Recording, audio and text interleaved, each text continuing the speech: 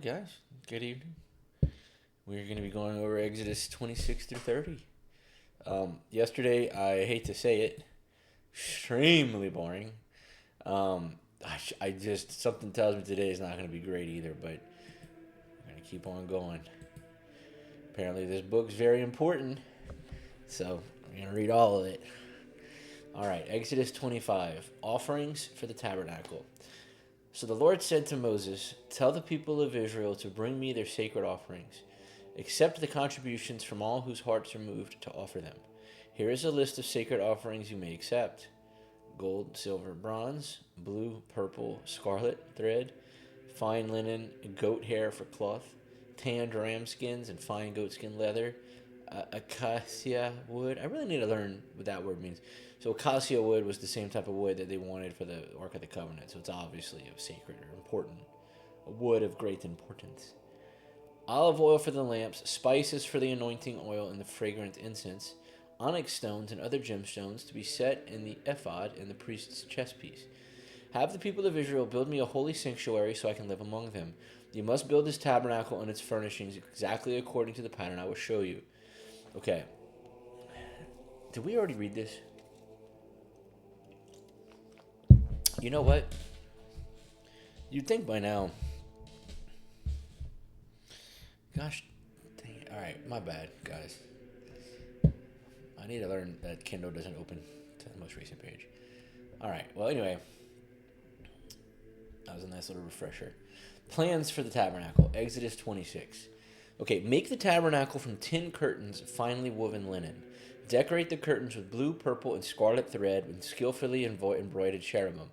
These 10 curtains must all be exactly the same size, 42 feet and 6 feet wide. Join 5 of these curtains together to make one long curtain, and then join the other 5 to make a second curtain. Now, real fast, here where it says cherubim, you know, they mentioned this yesterday with the angel thing too. Whoa, there's a dictionary. Well, hold the. Oh, we have to start over. I didn't realize you could just highlight the word. Shucks. Okay. So look, check this out. A winged angelic being. I know this isn't a Bible study, but I did want to point this out. This is an example of iconography. Different than idolatry. But, I mean, spoiler alert, later on, the Israelites are going to have quite a few idols. The calf and all that. But I do think it's interesting that God himself is telling them to put icons on his tabernacle. Early example of iconography. I know a lot of Protestants don't love that. Not a Bible study, just a reaction. Okay, these 10 curtains must all be exactly the same size, 42 feet by 6 feet. Join 5 of these curtains together to make one long one, and then join the other 5 into a second long one. Put loops of blue yarn along the edge of the last curtain in each set, 50 loops. You know what might be easier? Show me a biblically accurate recreation of the tabernacle as it's described in the Bible. Biblically accurate depictions of angels are often terrifying and non-human. For example, the Ophanim. Sorry.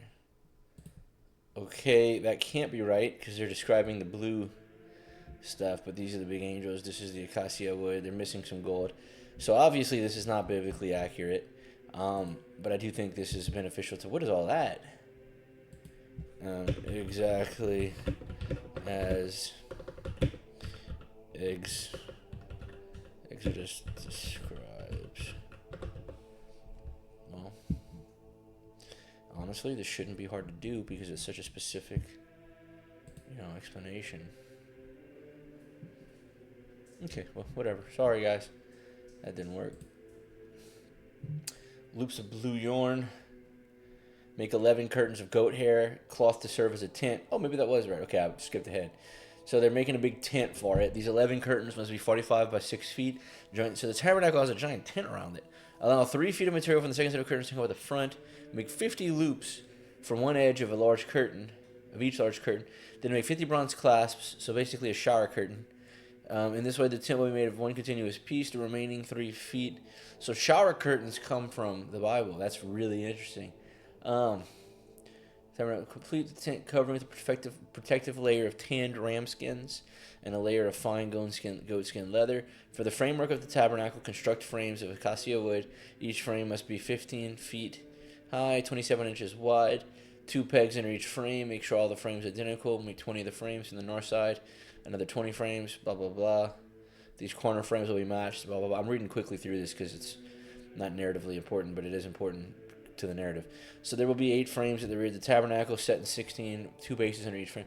Make crossbars of acacia wood to link the frames, 5 on the north and 5 on the south. Also make 5 crossbars for the rear. So it's very ornate. And I guess that's the point, is the ornacity, the ornateness of all of this iconography. Set up this tabernacle according to the pattern you were shown in the mountain. For the inside of the tabernacle, make a special curtain. Decorate it with blue, purple, scarlet.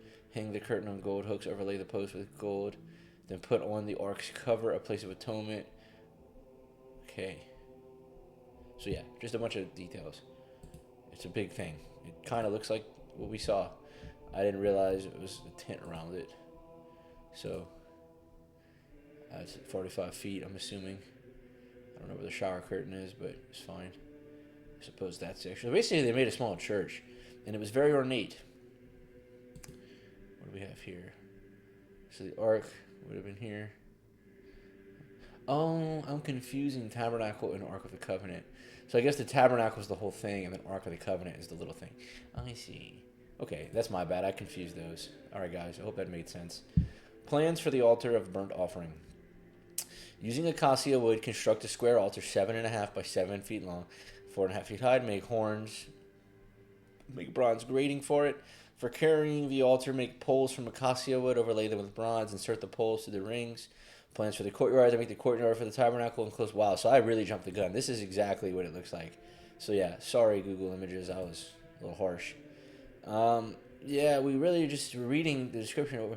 Light for the command the people of Israel to bring pure oil of pressed olives for the lights to keep the lamps burning continually. The lampstand will stand in the tabernacle in front of the... Okay. So yeah, I mean, realistically, that's what we just read, was the explanation of what that looks like. Okay, clothing for the priest. Call your brother Aaron and his sons, Nadab, Abdiah, Eleazar, and Ithamar. I mean, it's the hardest names to read. Set them apart from the rest of the people of Israel so they may minister and be my priests. Set them apart from the rest of the people so that they may minister to me and be my priests. Minister to me. Make sacred garments for Aaron that are glorious and beautiful. Instruct all the skilled craftsmen whom I've filled with the spirit of wisdom. Have them make garments for Aaron that will distinguish him as a priest set apart for my service. These are the garments to make: a chest piece, an ephod, a robe, a patterned tunic, a turban, and a sash. A turban, it's funny. They are to make these sacred garments for your brother Aaron and his sons to wear when they serve me as priests. So give them fine cloth, gold thread, and blue, purple, scarlet thread. Okay, very interesting. So they were very ornate. Second time I say the word ornate. Ornate. Design of the ephod. What the hell's an ephod?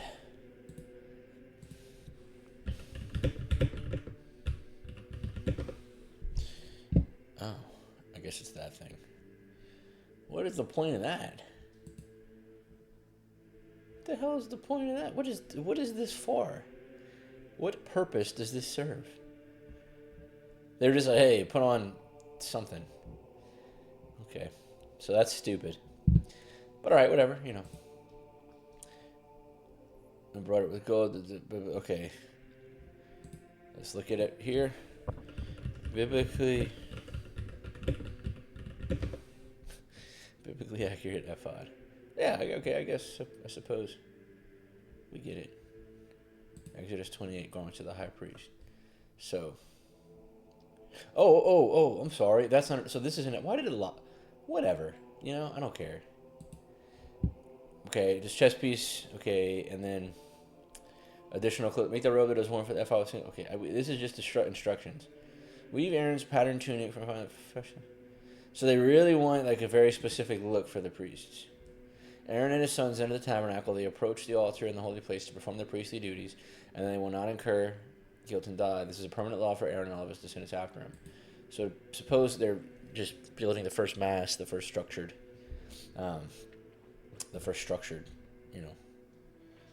worship service. Dedication of the priests. This is the ceremony you must follow when you consecrate Aaron and his sons to serve me as priests. Take a young bull and 2 rams with no defects. Then, using choice wheat, flour, and no yeast, make loaves of bread, thin cakes mixed with olive oil, and wafers spread with oil. Place them all in a single basket and present them at the entrance of the tabernacle, along with the young bull and the 2 rams. Present Aaron and his sons at the entrance of the tabernacle and wash them with water. Dress Aaron in his priestly garments, that thing, blah, blah, blah, blah. Then wrap a decorative sash around the ephod around him. Place the turban on his head and fasten the sacred medallion on the turban. Then anoint him by pouring the anointing oil over his head. Next, present his sons and dress them in their tunics. Wrap the sashes around the waist of Aaron and his sons, and then put their special head coverings on him. Then the right to priesthood will be theirs by law forever. In this way you will ordain Aaron and his sons. Bring the young bull to the entrance of the tabernacle, where Aaron and his sons will lay their hands on its head, and then slaughter the bull in the Lord's presence at the entrance of the tabernacle. Put some of its blood on the horns of the altar with your finger, and pour out the rest on the base of the altar. Take all the fat around the internal organs, the long lobe of the liver, and the 2 kidneys, and the fat around them, and burn them all on the altar. Go ahead and take the rest of the bull, including his hide, meat, and dung, and burn it outside the camp as a sin offering. Next, Aaron and his sons must lay their hands on the head of one of the rams, then slaughter the ram and spatter its blood against the sides of the altar. Cut the ram into pieces, and then wash up. That's a cut my life into pieces joke. Set them aside. Burn the entire animal. The burnt offering of the Lord is a pleasing aroma. A pleasing aroma? Okay. Special gift presented to the Lord. Now take the other ram and have Aaron and his sons lay their hands on its head, and then slaughter it and apply some of its blood to the right earlobe of Aaron and his sons. Also put it on the thumbs of their right hands and big toes of the right feet. Splatter the rest of the blood against all the sides of the altar, and then take some of the blood from the altar and some of the anointing oil, and sprinkle it on Aaron and his sons and their garments. In this way, they and their garments will be set apart as holy. Since this is the ram for ordination of Aaron and his sons, take the fat of the ram, including the fat of the broad tail, batter on the internal organs, the long lobe of the liver, the 2 kidneys, and fat around them along the right thigh. Then take 1 round loaf of bread, 1 thin cake mixed with olive oil, and 1 wafer from the basket of bread without yeast that was placed in the Lord's presence. Put all of these in the hands of Aaron and his sons to be lifted up as special offerings to the Lord. Afterward, take the various breads from their hands and burn them on the altar along with the burnt offering. It is a pleasing aroma to the Lord, a special gift for him. Then take the breast of Aaron's ordination ram and lift it up to the Lord's presence as a special offering to him. Then keep it as your own portion. Set aside the portions of the ordination ram that belong to Aaron and his sons. This includes the breast and the thigh that were lifted up before the Lord as a special offering. In the future, whenever the people of Israel lift up a peace offering, a portion of it must be set aside for Aaron and his descendants. This is their permanent right, and it is a sacred offering for the Israelites to the Lord. Aaron's sacred garments must be preserved for his descendants who succeed him, and they will wear them when they are anointed and ordained. The descendant who succeeds him as high priest will wear these clothes for 7 days as he ministers in the tabernacle and the holy place. Take the ram used in the ordination ceremony and boil its meat in a sacred place. And then Aaron and his sons will eat this meat along with the bread in the basket at the tabernacle entrance. They alone may eat the meat and bread used for the purification. In the ordination ceremony, no one else may eat them, for these things must be set apart and they are holy. If any of the ordination meat or bread remains until morning, it must be burned if it's not eaten, for it is holy. It may not be eaten. Okay. This is how you will ordain Aaron and his sons to their offices. Just as I has commanded you, the ordination ceremony will go on for 7 days. Each day you must sacrifice a young bull as a sin offering to purify them, making them right with the Lord. Afterwards, cleanse the altar by purifying it, making it holy with anointing oil. Purify the altar and consecrate it every day for 7 days. After that, the altar will be absolutely holy, and whatever touches it will become holy. These are the sacrifices that you are to regularly offer me on the altar. Each day, offer 2 lambs that are a year old, 1 in the morning and 1 in the other evening. With one of them, offer 2 quarts of choice flour mixed with 1 quart of pure oil of pressed olives. Also, offer 1 quart of wine as a liquid offering. Offer the lamb in the morning, and along with some of the offerings of flour and wine as in the morning. It will be a pleasing aroma. Offer 1 quart of wine as a liquid offering. Offer the other lamb in the evening, along with the same offerings of flour and wine as in the morning. It will be a pleasing aroma, a special gift, blah, blah, blah. These burnt offerings are to be made each day from generation to generation. Offer them in the Lord's presence at the tabernacle entrance. There I will meet you and speak with you. I will meet with the people of Israel there in the place made holy by my glorious presence. Yes, I will consecrate the tabernacle and the altar, and I will consecrate Aaron and his sons to serve me as priests. Then I will live among the people of Israel and be their God, and they will know that I am the Lord their God. I am the one who brought them out of the land of Egypt so that they could live among them. It's a me, a God. Okay. I feel like we're getting a lot of details about God here. It's very intimate, a little uncomfortable. Plans for the incense altar. Then make another altar of acacia wood for the burning incense. For burning incense, make it blah blah blah blah blah. Overlay. Okay, money for the tabernacle. Then the Lord said to Moses, whenever you take a census of the people of Israel, each man who is counted must pay a ransom for himself to the Lord. Then no plague will strike the people as you count them. Each person who is counted must give a small piece of silver as a sacred offering to the Lord. This payment is half a shekel, based on the sanctuary shekel, which equals 20 gerahs. Sick. All who have reached out on their 20th birthday must give the sacred offering to the Lord. When this offering is given to the Lord to purify your lives, making you right with him, the rich must not give more than the specified amount, and the poor must not give less. Receive this ransom money from the Israelites and use it to take care of the tabernacle. It will bring the Israelites to the Lord's attention, and it will purify your lives. Plans for the wash basin. Then the Lord said to Moses, make a bronze wash basin with a bronze stand. Place it between the tabernacle and the altar, fill it with water. They're going to wash there, and they're going to wash their hands with everything in the tabernacle to appear before the Lord. Permanent law, anointing oil. Then the Lord said to Moses, collect the spices, blah, blah, blah. What do we have here? Myrrh, cinnamon, calamus, cassia, olive oil. Anoint Aaron and them. Consecrate to serve him as priests. You must never use to anoint anyone else, and you must never make any blend like it for yourselves. It's holy, and you must treat it as such. Anyone who makes a blend like it, or anoints someone other than a priest, will be cut off from the community. The incense. Then the Lord said to Moses, gather fragrant spices, resin droplets, mollusk shell, and galbanum, and mix these fragrant spices with pure frankincense. Weighed out in equal amounts. Using the usual techniques in the incense maker, blend the spices together and sprinkle them with salt to produce a pure and holy incense. Grind some of the mixture into a very fine powder and put it in front of the Ark of the Covenant. There I will meet with you in the tabernacle. You must treat this incense as most holy. Never use its formula to make the incense for yourselves. It is reserved for the Lord, and you must treat it as holy. Anyone who makes incense like this for their personal use will be cut from the community. So I guarantee you there's some like Hollywood elites that are making this stuff. Somebody's making this stuff. That's saying don't do it.